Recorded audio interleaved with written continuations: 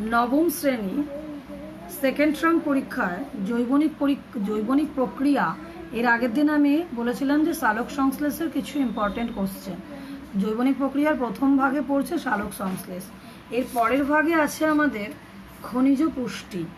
তো খনিজ পুষ্টির আজকে কিছু কোশ্চেন আনসার আমরা আলোচনা করি। খনিজ পুষ্টির মার্কস 5-এর একটাই প্রশ্ন দিয়েছি। খনিজ পুষ্টি থেকে এই একটা মার্কস 5-এর প্রশ্নটা পড়তেই হবে।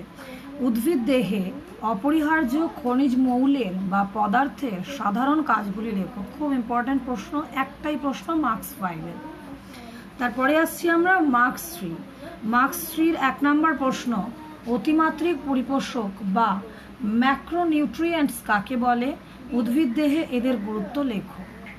2 নম্বর প্রশ্ন, স্বল্পমাত্রিক পরিপোষক বা ম্যাক্রোনিউট্রিয়েন্টস কাকে বলে? উদ্ভিদ দেহে এদের গুরুত্ব লেখো।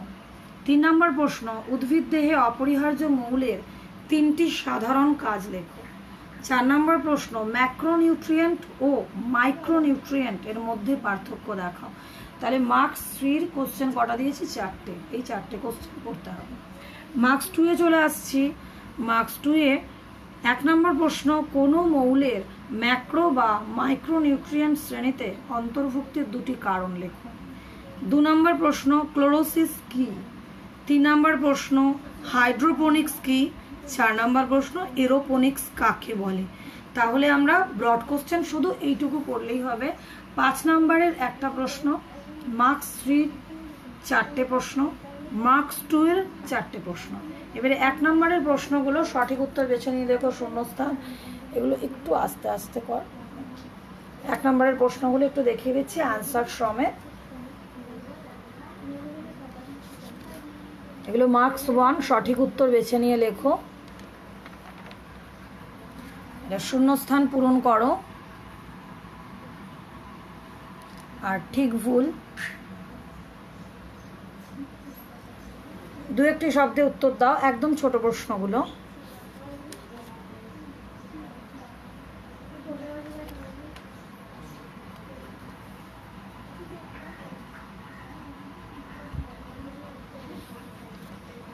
ব্যাস, এতটুকু পড়লে আমাদের খনিজ পুষ্টি কমপ্লিট। এর পরের বারে থাকবো আমরা বাষ্পমোচন নিয়ে, সেদিন আমরা বাষ্পমোচন ডিসকাস করব।